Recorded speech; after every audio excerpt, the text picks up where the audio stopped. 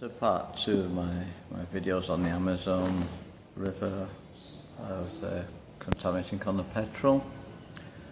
Now, when I arrived there, I jumped out of the bus 10 minutes before the town because that's where the first camp was. I was there just after dinner, and people there were very welcome, very friendly, smiling, joking and talking. Now, when I was asking them some of just the routine sort of questions, no one was holding back and they were telling me, quite happily telling me what was going on. Okay? I waited for an hour to talk to the boss of the people who were working there and asked if I could actually volunteer to help.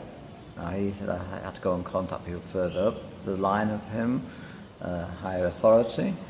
So I said, okay, we'll maybe talk about it later. I left. Now, I had taken some photographs while I was there, my first photographs. Further down the road, there was another camp. I went there. I took a few photographs and some few videos. Tried not to get on step on anybody's toes and not to get into any trouble with anybody.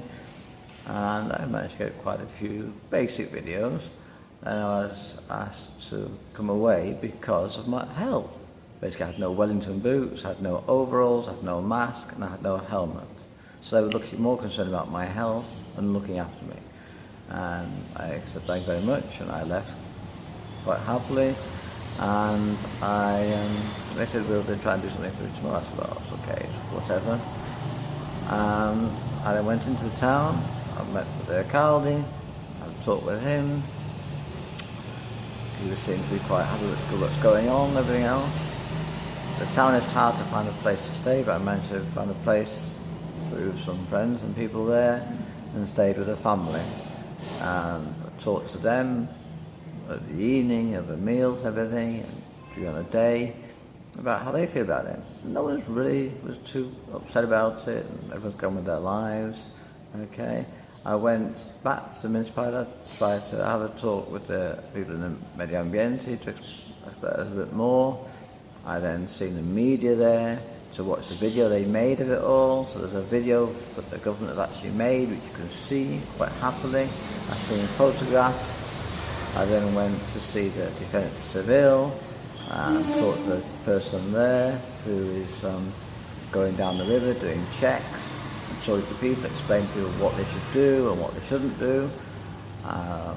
Then I went up and down that river, crossing at 3 different bridges, walking up and down the banks, filming everything. There's still pots of black along the waterline, but a lot of it's been cleaned up and they're still working on it, and they're still going to be doing it for a couple of weeks more. I talked to most people I could in the village. I went to the hospital, talked to people in the hospital about it. Everybody's going on about their lives. People actually live there and not that really upset about it all. It's more like people outside who are getting so concerned about it. People, they just get on with their lives. I mean, it's not really affecting the children, as some of the videos will show you. The people are buying and selling their stuff, going on about their normal day life, and that is it. It's been a bit of a storm in a teacup, to be honest, in old English expression. And that's how it's turned out to be, a storm in a teacup. It was an accident, and it should never have happened. But accidents happen. I mean, we all say it should never happen, but they happen. Human neglect, human stupidity, whatever you want to call it, but it happened. But the good news, it's been cleaned up. The planet was going to carry on. The wildlife there is going to carry on. It's not affected that much. There's not a lot of animals out there it's affecting. You might see 1 or 2 of the birds maybe or something, but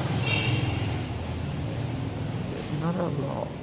And compared to what has been going on in the world and everything else, it is a storm in a teacup. And I came away, I said in another video, I came away feeling a lot better than I did go in there.